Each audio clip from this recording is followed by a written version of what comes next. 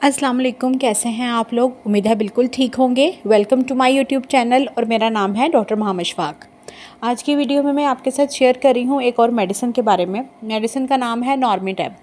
नॉर्मेटैब क्या काम करती है, इसके क्या इस्तेमालात हैं, यूजेस हैं, बेनिफिट्स हैं और इनको किन मरीज़ों को इस्तेमाल करवाया जाता है, किस तरह से आपने इसको इस्तेमाल करना है और आप जो है वो इसकी कितनी मिकदार इसकी इस्तेमाल कर सकते हैं एक दिन में, और इसको अगर आप ज़्यादा इस्तेमाल करते हैं या ज़्यादा अरसे तक इस्तेमाल कर रहे हैं तो क्या नुकसान भी हो सकते हैं। तो चले वीडियो स्टार्ट करते हैं।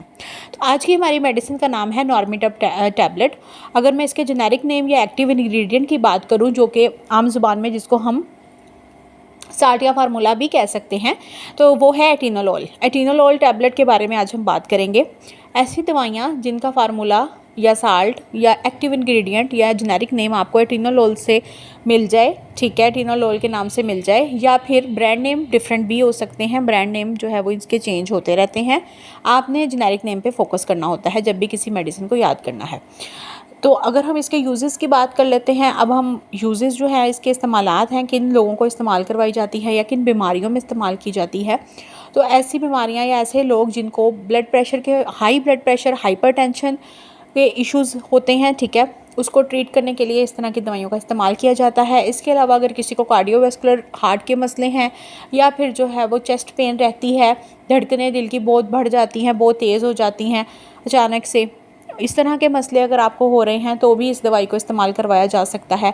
इसके अलावा अगर आपको हार्ट के रिलेटेड कोई भी इशू होता है, अगर तो कोई फ़ैट के रिलेटेड इशू है वो एक डिफरेंट इश्यूज़ होते हैं, लेकिन अगर आपके हार्ट बीट के रिलेटेड या ब्लड प्रेशर के रिलेटेड के आर्टरीज के ऊपर ज़्यादा या वेजल्स के ऊपर ज़्यादा प्रेशर पड़ा है, इस तरह के कोई इश्यूज़ हैं, या फिर आपके जो दिल की धड़कनें हैं वो बढ़ जाती हैं बहुत ज़्यादा, दिल को बहुत ज़्यादा काम करना पड़ता है, बहुत प्रेशर उसके ऊपर होता है, इस तरह के जितने भी मसले होते हैं, हार्ट चेस्ट पेन हो गई, हार्ट पेन हो गई, इस तरह के जो भी इश्यूज़ होते हैं, उन सब कंडीशंस में इसका इस्तेमाल करवाया जाता है। अब ये कैसे पता चलेगा, तो ये आपने खुद ही को डायग्नोज खुद ही नहीं करना होता, बल्कि आपने प्रॉपर किसी डॉक्टर को दिखाना होता है। अगर आपको इसमें से कोई भी इशू होता है, आपकी धड़कनें बढ़ना शुरू हो जाती हैं बैठे बैठे, या फिर कोई और इस तरह का इशू, सर में बहुत ज़्यादा अचानक दर्द उठता है, या फिर जो है वो आपको चेस्ट वाली साइड पे चेस्ट पेन या चेस्ट टाइटनेस महसूस होती है, इस किस्म के जो इश्यूज़ होते हैं, आपको अगर ऐसा कुछ भी महसूस होता है तो आपने कोशिश करनी है कि किसी अच्छे फिजिशियन को लाजमी अपना चेकअप करवाएं।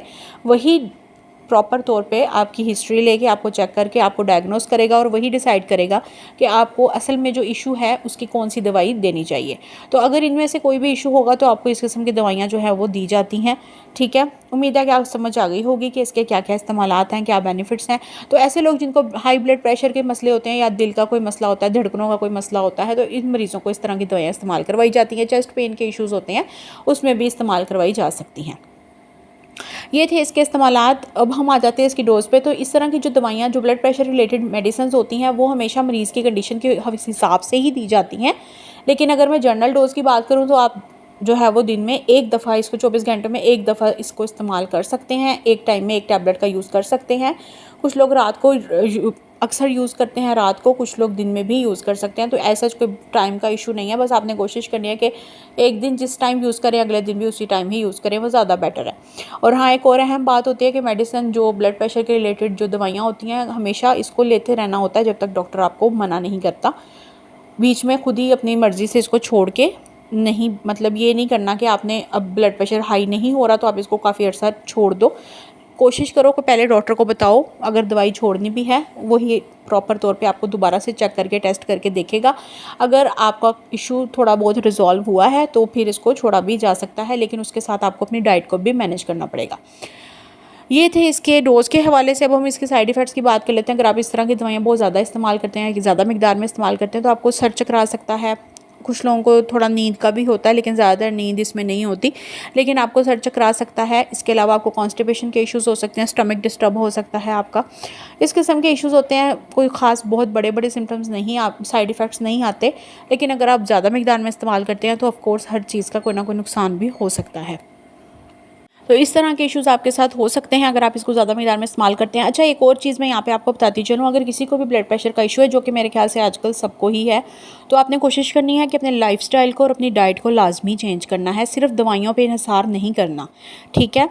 अपनी जो डाइट है उसमें आपने नमक और जो चर्बी वाली, जो चिकनाई वाली चीज़ें हैं ना, उनको आपने कम करना है। उससे आपके अंदर बहुत सारी चेंजेस, अच्छी चेंजेस आएंगी। और फ्रूट्स और सब्जियों का आपने लाजमी अपनी डाइट में ऐड करना है और वॉक भी ऐड करनी है।